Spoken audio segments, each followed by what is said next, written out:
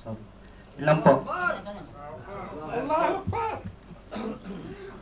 Sagutin natin yung kay bro ng ang kanyang bagamat mahaba, ang kanyang tanong ay isa lang. Kayo ba ay mayroong revelasyon na ito ang sinasabi na galing sa Biblia, no? Una, naniniwala kami na ang tunay na iglesia ay mayroong propeta. Sa aklat na Efesyo Kapitulo 4, talatang 9 pataas. Tingnan natin ang sabi ng Biblia, simula 18, na ang tunay na iglesia ay mayroong propeta. Propeta. Ephesians chapter 4 verse 9.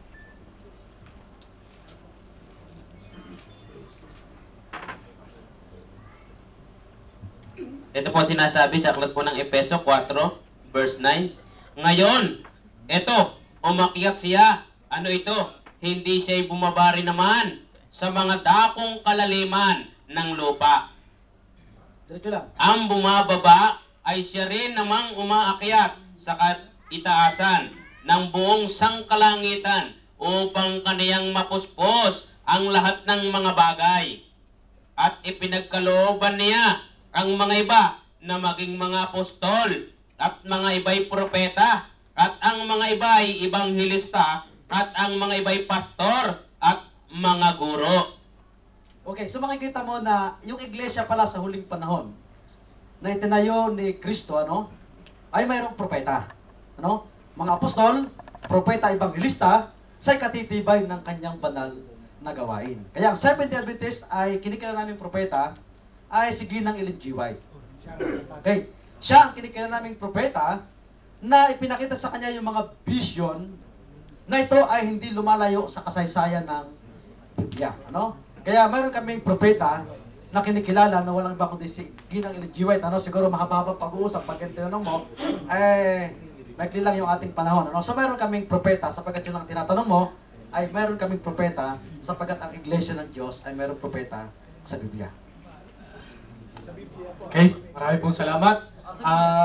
Dumako naman po tayo dun sa kabila para po kay Ustad Ibrahim. Sige po, yung nagtanong po kanina dun sa kabilang kwarto, Sige po. Sige po, Assalamualaikum. This is para to kay Ustad Ibrahim. Ito po ang tanong ko. Kasi po ayon po sa inyo kanina, at ayon sa nababasa sa Quran, pag sinabi niyo pong Islam is totally submission to Allah's will. Sabihin, lahat ng gusto ni Allah ay ipapagawa sa atin, gagawin natin. So, tama po yun. Ngayon, dito po sa Surah 4, verse 47, ang sabi dito na, and the commandments of Allah is always executed. At yung pang-apat na utos ni Allah is about the Sabbath. Pero bakit po yun hindi natin sinusunod sa Islam? Bakit po namumukod tanging ang Sabat ay hindi natin sinusunod? Samantalang nakasulat sa Surah 4, marami sa Surah 2 verse 65, Surah 4 verse 47, Surah 4 154 about Sabat. Pero bakit po hindi natin sinusunod yon? Tapos na ba ang tanong, sister? Opo. Okay, kinig ha, sagutin ko. Sabi namin kanina o sabi ng Allah sa Quran na ibinigay ito kay Moses. In fact, wala kang mabasa nga inutos ng Diyos kay Abraham na magpahinga sila ng Sabado. Inutos ni Adan magpahinga ng Sabado. Only to Moses revealed na magpahinga ng Sabado. Bakit hindi kami nagpahinga ng Sabado? Dahil yung panahon na yun ay para lamang kay Moses yung Sabado dahil sa katigasan ng kanilang mga ulo. Subalit ang Allah, we did not deny. Ang Allah did not deny it. In fact, He recorded in the Quran. He said in the Quran. While Allah also said in the Quran chapter 62, verse 9, sabi po ng Allah, O ye who believe, you Muslim, believe, when the call is proclaimed to prayer on Friday, the day of assembly, hasten earnestly to the remembrance of Allah and leave off business that is best for you if ye that. Sinabi doon, it continues, na sinabi ng Allah na sa mga Muslim sa kapanahonan ni Prophet Muhammad sallallahu alaihi wasallam na Friday. Kung ini-insist man sa ating mga kapatid na Seventh-day Adventist talaga ay sinusunod ba talaga ninyo ang Sabado? Tanong, basa sa Biblia. Kung tingnan natin, Sa araw karugtong po sa Sabado, connect sa Sabado. Exodus 35, versikulo 2. For the 6 days work is to be done. Kailangan sa 6, lahat ng trabaho ay matapos. But the 7th day shall be your holy day, a day, Sabbath rest to the Lord. Whoever does any work, on it is to be put to death. Kayo ba ang tanong, ilan bang Sabadista napatay dahil nagtrabaho ng Sabado? Ha? In fact, ang dami sa Middle East nagtatrabaho ng Sabado. Ha? Sa Biblia, paparusahan. Thou shalt not do any work. Ibig sabihin, kahit magluto. Pero punta kayo sa Mountain View College. Naku, pinapawisan na nagluto doon ng pagkain, pinapawisan, ang kapal pa ng pawis. Ano yun? Di yung trabaho? Sabi ng Biblia, thou shalt not do any. Ano ibig sabihin? Any work. Okay? So, pero hindi naman talaga, in fairness sa ating brother, dahil hindi yun ang topiko. Okay? Pero din sumagot lang po ako dahil tinatanong. Kaya din brother, nagpilitan din siya magsagot about Sabat, although hindi the subject, kasi tinatanong sa kanya. Okay? Susunod po na magtatanong. Magandang hapon po. Sabi niyo po kanina, kinwestiyon niyo po yung pagkakasabi kay Brother Nasi. Sabi niyo po kanina, 37,500 ang Kristiyani, ang sekta. Nabasa niyo po ba yung Galatia 5:19 hanggang 20 na nagsasabi ro na ang pagkakabahagi at ang pagkakampi-kampi ay isang malaking kasalanan sa Diyos? At sa Sura 23:51-54 na ang iba't ibang sekta ay sama-sama itatapon sa impyerno. At maging ang paggamit ng Biblia na sa Book of Catholic may 81 books, ang Orthodox ay may 76 books, 73 books, ang Protestant ay may 66 books, ang Mormons at Jehovah ay may iba't ibang version. Sa mga katuwid po ba ang Seventh Adventist ay hiwalay sa Christianity? Samantalang siya ay kasama sa 37,500 na parurusahan sa impyerno.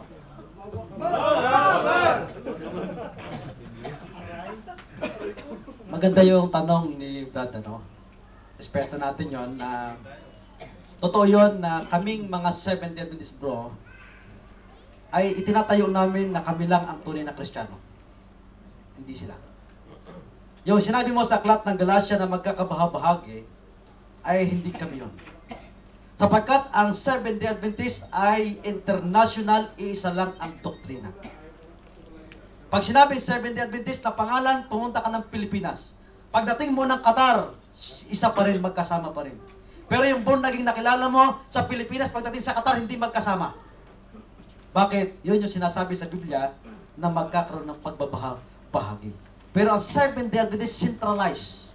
Kung ano yung nasa Amerika, nasa Afrika, saan man lupalop ng mundo, iisa yan. Bakit?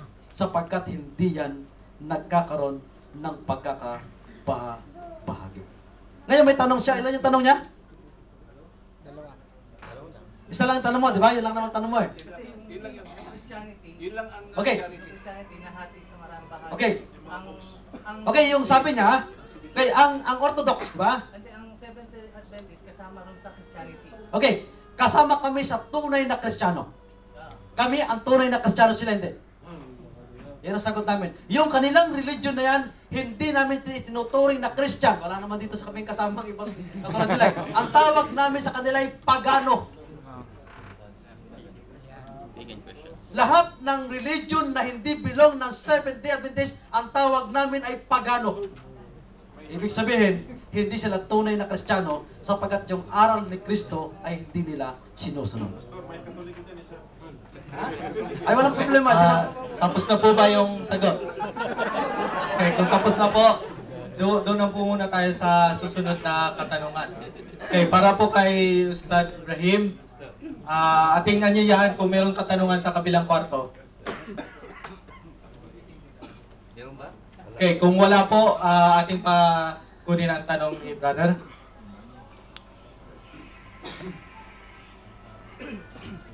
Assalamualaikum warahmatullahi ta'ala wabarakatuh. Ina-address ko po yung tanong ko kay Brother Sally. Ustad, Ustad, kasi sa time ng mga propeta, nangangaral sila sa Quran, o lingwaheng Quran.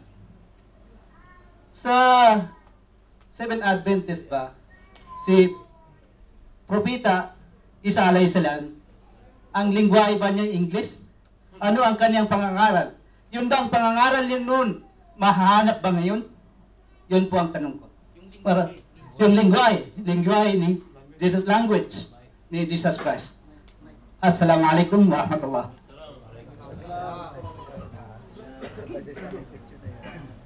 Brother, yun nga ang katakataka eh. Kasi Iso Kristo Aramaic in the history, ang original na New Testament Greek, walang Aramaic. Okay? At yung rason ng ating brother na sila, yung mga pagano, hindi lang siya gumagamit niyan. Gumagamit din yung iba. Yung mga, sabi niya sila, Seventh Adventist sila lang daw. Basahin mo dito, Seventh Adventist Missionary Foundation, Seventh Adventist Reform Movement, Seventh Adventist Assembly. Ang naku. Tapos bawat isa dito, sila lahat mga pagano. Katoliko, sila lahat mga pagano. Bawat relihiyon nito, as I said to you, at dinagdagan ni brother na 35,000, more than 30,000, 37,000, each one of them. This is reasoning. Pagano kayo, kami lang tama. So, ang tanong mo, brother, tungkol na kay Jesus. So, si Kristo, doon tayo sa tanong na si Kristo. Si Kristo, ang tanong mo kanina, mayroon bang babasa? Ang lingwahe niya, brother? Si Kristo ang totoo. Si Kristo ay hindi nga siya mabasa nga siya ay Kristiyano sa Biblia. At hindi rin mabasa nga Seventh Adventist si Kristo. So, paano mo masabi nga tamang reliyon? Na si Kristo hindi ka Seventh Adventist. Hindi siya Kristiyano din si Jesus. Di ba ba? Pero si Kristo, ayon sa Quran, la nufarriqu bayna ahadin minhum wa nahnu lahu muslimun. Walang pagpili-pili sa kanila. Sila lahat mga Muslim.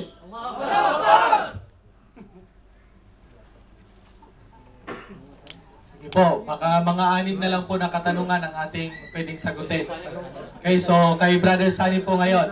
Sa kabilang pong kwarto, meron po bang magtatanong? Okay, so kung wala na po. So, okay, unahin po muna natin. Pwede pong yung mga nakatanong na po, wag na po munang magtanong. Unahin po natin yung hindi pa po nagtatanong. Okay? Hindi pa na magtanong eh. Magandang hapon po. May tanong ako kay Brother Shani. Para kay Brother Shani, paano mo mapapatunayan na ang Seventh Adventist ay totoong Kristiyano? So, kala ko, pag sumagot yung sagot ko, hindi pwedeng sabihin ng iba. Ay pwede pala, pero hindi ko gagawin yun. Kasi yung sagot niya lang yun, pero hindi ko na pwedeng baliin pa. So, pero kanina yung sagot ko, binali. Pero ganun pa man, ay wala akong magagawa. Ibig sabihin ko, ay yung sagot ko kanina, ay binali niya. So, hindi ko babaliin yun sapagkat ang sagot ko yung sagot ko naman. Idagdag ko lang pwede pong, dahil sa rules nakasulat doon, na pwedeng gamitin yung 3 minutes sa pagsagot doon sa unang tanong para sa kanya.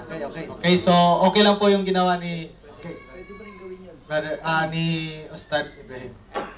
Pero okay lang yan. So, hindi naman personalan to eh.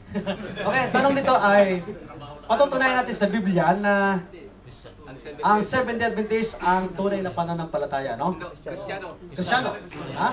Hindi, Kristiyano Seventh Adventist. Kasi marami nagpapanggap na tayo Kristiyano. Okay.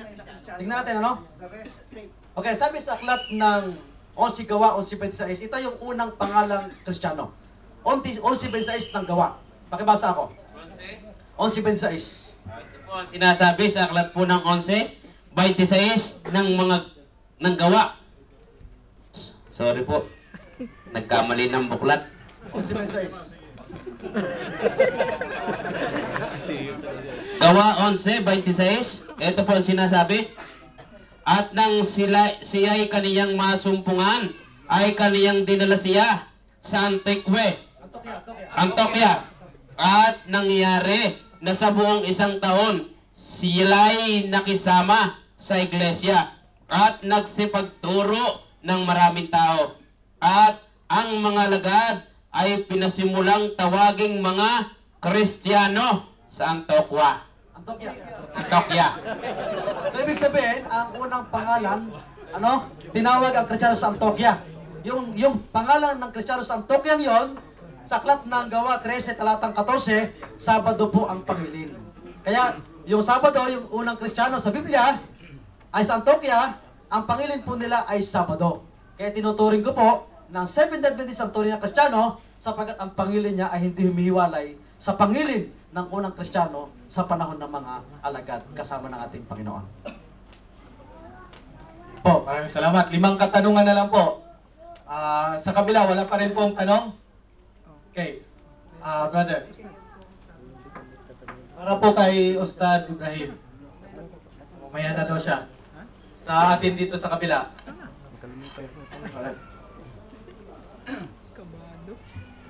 Assalamualaikum.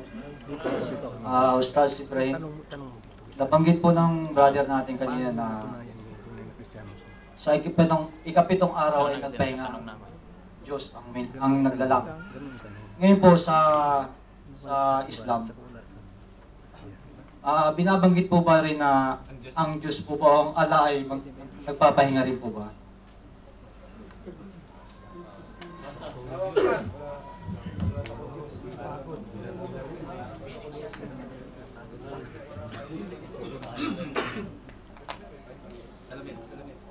Salamin Ibrahim, ang nagpahinga ang Diyos sa Islam po, hindi nagpahinga ang Diyos dahil ang Diyos po sa Islam hindi napapagod. Hindi po akong nagsabi, si Allah mismo nagsabi sa Quran. Quran, chapter 50, mga Suratul Kahf, verse 38, sa English. And indeed, we created the heaven and the earth and all between them in 6 days, and nothing of fatigue touched us, sabi ng Allah, na hindi po siya napapagod. So pag sabi mong hindi napapagod, ang bunga ng pagod? Magpahinga, di ba? Pag ang nagpahinga ay hindi pagod, anong tawag? Di tamad, na nagpahinga ka na hindi ka na So pag nagpahinga ang Diyos, ay respetuhin natin dahil naturuan nila ni brother, na nagpahinga ang Diyos. Nagsisisi pa nga ang Diyos at nirisling pa ang Diyos nandoon sa Pero hindi naman kasi topiko yan ngayon Nagsisisi ang Diyos. So next time siguro, patunayan na Biblia salita ng Diyos, sa Seventh-day Adventist ay totoong reliyon. Pero sa Islam, hindi po nagpahinga ang Diyos dahil hindi po siya napapagod. Sunod po. Sige po. Araw ito kay Brother Sad.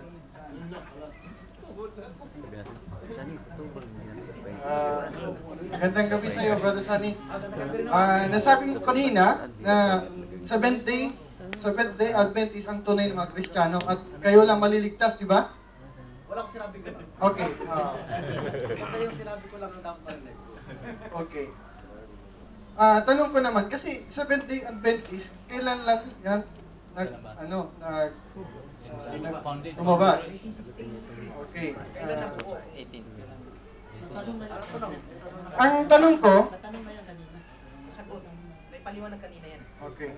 Ang tanong ko, since ang lahat mga Kristiyano, isang Bible lang ang halos ginagamit at ang based sa sa creed nyo, paniniwala niyo sa Diyos ay halos parehas lang. Ngayon, tanong ko sa iyo, si Adam, si Noah, si Moses, si David, si Solomon, nandiyan lang yun sa Bible. Siyempre may lessons yan, ba't nandyan sila? Ang tanong ko, hindi maliligtas ba sila? Kasi hindi sila Seventh-day Adventist. Pero propeta sila ng Diyos.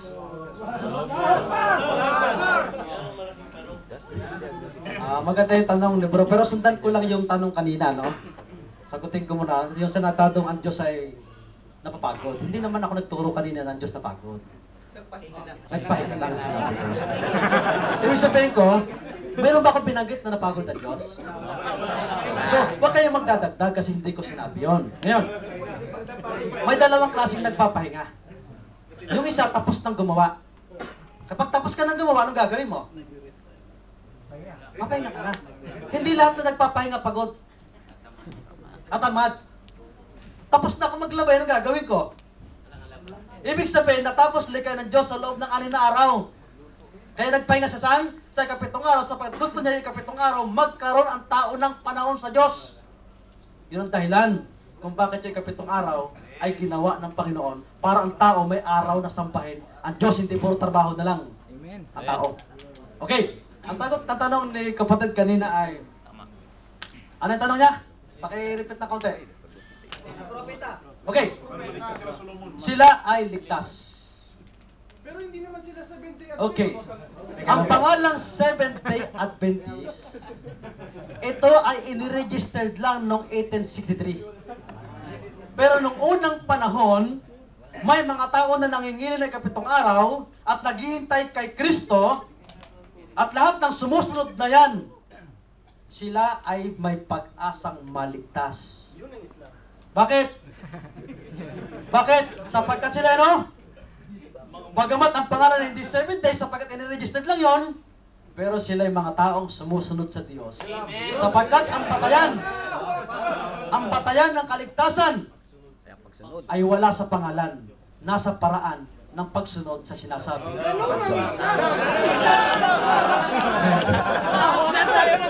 Okay, katahimikan lang po. Alam ko po kayo ay nasiyahan sa kanyang sagot. O, katahimikan lang po tayo. Susunod pong tatanong. Tatlong katanungan na lang po tayo para kay Stan. Dads, hindi sinagot ang tanong ko kanina tungkol sa pagpapatira pa. Maaari bang ikaw na lang ang sumagot? Pero bago ko tanongin yan, nasabi ni brother kanina na lahat ng mga Kristiyano, maliban lamang sa Seventh-day Adventist ay mga pagano, sinabi mismo ni Ellen G. White dito, itong salita ni Ellen G. White, God has children, many of them in the Protestant churches, and a large number in the Catholic churches who are more true to obey the light and to do the very best of their knowledge than a large number among the Sabbath-keeping Adventists. Mismo si Ellen G. White, sinasabi niya, merong ibang mga sekta ng Kristiyano ay sumusunod sa mas lalong pagsunod. Anyway, ang tanong ko, Stads, pakisagot na lang, bakit kaya mga Muslim nagpapatira pa, tapos yung mga Seventh-day Adventist na nagsusujud, prostration, no? May nagtanong ko, anong papatira pa? Bakit ang mga Seventh-day Adventist, Stads, hindi sila nagpapatira pa? Kung sila ay, they're claiming to follow the prophets.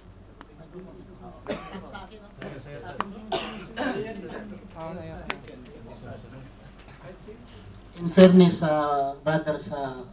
kay Brother Suni, Sani, na yung sa tungkol kay Ellen G. White, Seventh Adventist, hindi po kasi yun ang topiko ngayon. Topiko po ngayon tungkol po sa Islam. Okay? So ang masabi ko lang, ano ba yung last, no? Bakit nagpatira pa? Lahat pong mga propeta, bro, kung babasahin mo even sa Biblia, sa Quran, nagpatira pa. Hindi po sila nagsasayaw, kumakanta, ha? Yung mga propeta, onward, please, hindi ko lang, kasi hindi ko yung topiko kasi. Mahirap kasi. Okay, masabi ko lang tungkol po, dahil may sayang naman din yung 3 minutes nga hindi ko sasagutin. Ang maligtas lang pala, hindi Kristiyano. Dahil si Solomon hindi Kristiyano eh. Hindi din siya Seventh-day Adventist. Di ba ba? Kasi si David hindi si Kristiyano. Si Moses hindi Kristiyano. Si Jesus mismo hindi Kristiyano. Si Abraham hindi Kristiyano. Ano sila? Blanco dito. Blanco. Walang reliyon sila dito. Walang mabasa ilang reliyon.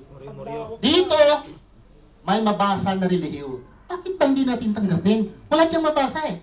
Dito may mabasa eh. Ng reliyon nila ni Abraham, na nufarriku bayna ahadin minhum wa nahnu lahu muslimun. Na sila lahat mga Muslim.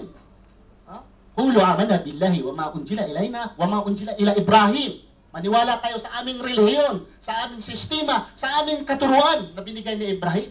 Wa Ismail, wa Ishaq, wa Yaqub, wal asbat. Wa atiyu Musa, wa atiyu Isa. Wa atiyu mirabbina. La nufarriqu bayna ahadin minhum wa nahnu lahu muslimun. Maniwala kayo na silang lahat mga Muslim, sila ni Abraham, sila ni Piso Cristo, lahat sila si Moses. Why we insist na only Christian and Seventh-day Adventist, wala namang nang nabasa na si Cristo, Sa panistao, Kristiyano. Si Maria, Kristiyano. Wala naman eh. Walang mabasa ang Kristiyano. Walang mabasa. Ang nagtawag na Kristiyano noon, hindi mga Kristiyano. The word Christian came decades after the ascension of Jesus Christ. Sa buhat, yung sabi nga, decades. How many? 70, 60 years after the ascension of Jesus Christ. Lumabas the word Christian. During the time of Jesus Christ, the word Christian never appeared in the Bible. Okay? So yun po ang masasagot ko. Pero humingi lang ako ng paunahin ni brother dahil yun lang eh. Nagpatira pa ang lahat. Ang patira pa hindi lang yan kundi sumusunod sila. Okay, okay po, salamat. Susunod, dalawang katanungan na lang po. Dito po muna sa ating mga kaibigan. Brother, meron Okay, dahil po merong katanungan sa kabila at matagal na sila hindi nagtanong, so atin pong i-welcome sila. So, sige po, kayo po muna unang magtanong. Assalamualaikum. Assalamualaikum. Teka lang po, para po kay Brother Sunny itong katanungan. Oo, para kay Brother Sunny. Bumalik tayo dun sa kay Adam at saka kay Iblis. Di ba, sabi ng Diyos, magpatira pa kayo nung kinirate ng Diyos si Adam. Si Iblis, hindi siya nagpatira pa. Ibig sabihin, ang tunay na religion natin, sa simula pa lang nung kinirate si Adan, ay Islam. Kasi ang nagpapatira pa, na alam ko lang na religion, ay ang Islam. Ang question ko lang, kung si Adam ang ating ninuno, bakit yung ibang religion hindi nagpapatira pa kay Adam nung time na yon? So, ibig sabihin, si Iblis ay ibang religion. Okay, sige po. Okay, dagdagan ko yung sagot nung kay Ellen G. White, ano? Kasi, specialty namin yan, ay ginalaw niya, kaya sasagutin ko lang ng konti. Sabi niya, si Ellen G. White daw nagturo na mayroon daw ibang religion sa iba na maliligtas, ano? Maging sa Biblia meron din. 10 verse 16 na aklat ng Juan. Ito sabi niya, babasahin ko lang ng konti. 10 verse 16, mayroon ako ibang tupa na wala sa kulungan ito. Hindi mo na yan doon kasi hindi na makapag-concentrate to. Na kailangan ko din naman sila lang po muna tayo. dalhin, sabi doon, at sila magiging isang kawan at magiging magkakaroon isang pastor. Ibig sabihin, naniniwala kami na mayroon pa rin mga tupa na wala pa sa loob ng 70 Adventist na bago dumating si Kristo, sasama sila para magkaroon sila ng para maging isang kawan at magkakaroon ng isang pastor. Katulad ninyo, pwede kayong may mga ibang religion na maging Islam kasi naniniwala kayo na mayroon pa rin maligtas sa ibang religion na kailangang manib sa Islam. Ganon din kami. Mayroon pa rin kaming paniniwala na mayroon iba doon na tatawagin pa rin at aanib sa pananampalataya kinikilala namin na 7-day Adventist. Ang tanong niya ay, bakit daw? Isa Tuesdays na aklat ng Lucas. Tingnan natin ang sabi ng Biblia kung bakit hindi kami nagpapatira pa. Isa Tuesdays ng Lucas. Ang sabi doon, verse 10, may dalawang lalaki nagpanhik sa templo ang upang magsipanalangin.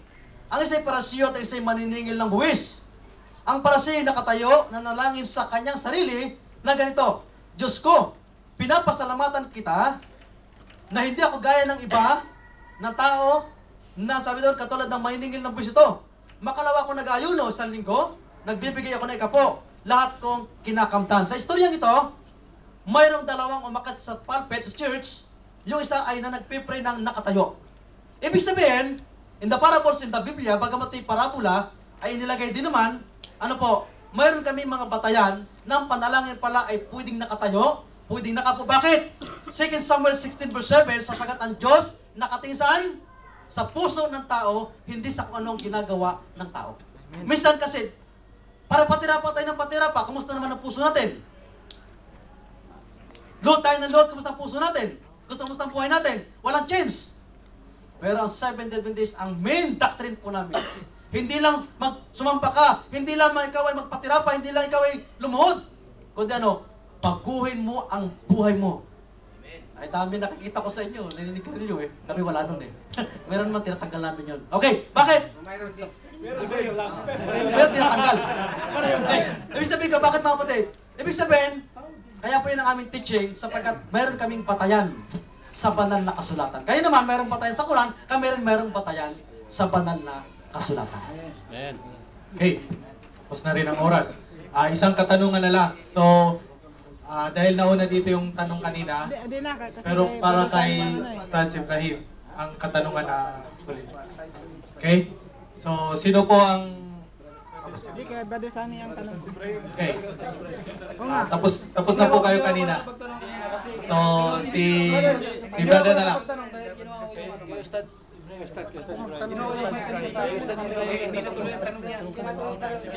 Okay, sige po. Pero ang tanong para Pasensya na po, nakalimutan ko.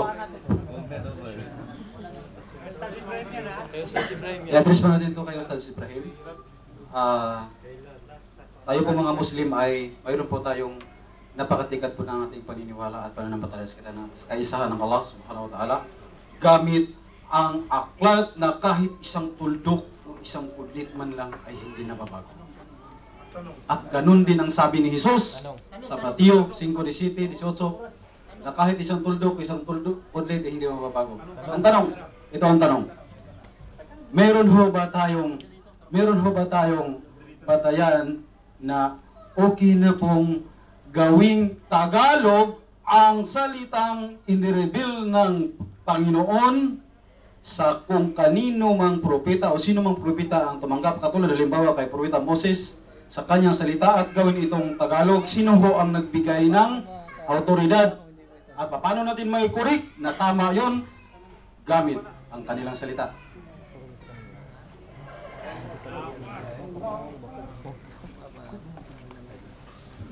Diretsong sagot, brother, walang utos na ang Diyos na isalin ninyo ang aking salita sa ibang lingwahe at magturo kayo ng Tagalog o Cebuano, wala. Okay, ang sabi ng salita ng Diyos, the word of God will never change. Okay? So, sa madagdag ko dito, dahil sayang naman yung 3 minutes, masabi ko na lang, dahil nandoon man din sa rules namin, pwede kong sabihin. Yung sabi nga ni Garillo, actually, lahat ng mga Muslim scholars nagsabi na bawal ang sigarilyo. At kung mayroon mang hindi lang sigarilyo, may Muslim na pumabatay. May Muslim na nangangalo niya. Pero kami po mga Muslim, hindi po namin tinitingnan yung mga masamang tao. At hindi gaya ng mga Sabitista, pure sila. Hindi sila nagarilyo. Sa kanila, walang grupo nagarilyo. At walang gumagawang masama siguro sa kanila. Pure itong mga grupo na ito, parang mga anghel, sila yun. Pero tayo mga Muslim, bilang tao, may mabuti, may mga masasama. Pero sa araw ng paghukom, hindi tayo husgahan kung ayon ang iyong sa puso. Husgahan tayo hindi sa iyong ginagawa. Husgahan tayo ayon sa batas ng Diyos. Nakasunod ka o hindi. Hindi po sa puso. Hindi rin sa puso. Dahil kung sa puso masusunod ang batas ng Diyos, walang silbi ang Quran, walang simple ang Biblia, walang silbi ang mga propita, ang mga binareveal sa kanila. Dahil bawat isa may puso. Kung puso ang susundin. Ha? So, sa Islam po, hindi puso ang sinusunod. Kahit ayaw natin ang magdamadan. Nagugutom tayo. Ayaw natin magugutom na uhaw. Sumusunod tayo dahil utos ng Diyos. Pagpunta sa masjid, limang panahon sa isang araw. Ha? Kung sabi man ni brother, yung ang pagdadasal, 5, wrong. Sa kami mga Muslim, pagsakay ng sakyanan, may dua. Pagpasok ng CR, may dua. Pagpatong sa, paglapit sa misis, mayroong dua. Ha? Lahat po, sa masjid, paglapos, mayroong invocation. May prayer kami. Kung bibilangin namin sa isang araw, ang dua ay hindi lang 1,000. Oh, pero iba yung samba. So, yun lang ako ang aking mga masasabi, brother, at pinasasalamatan ko si Brother Sunny sa kanyang sabar, sa kanyang pasensya. So, mayroon pang 5 minutes, aywan ko sa moderator kung ano ang kanyang pasya. Okay, tapos na po tayo. Wala na pong katanungan na tatanggapin. So, marami pong salamat sa inyong pag-participate. Papasalamat din po kami sa inyo sa inyong pag-invite sa amin. At nasa sa inyo na po, sa inyong pag-uhukom sa inyong sarili, sa ating pag-judge sa ating sarili. At tayo po ang makikinabang kung paano natin tatanggapin ang impormasyon na ating nakuha sa hapon na ito. Marami pong salamat.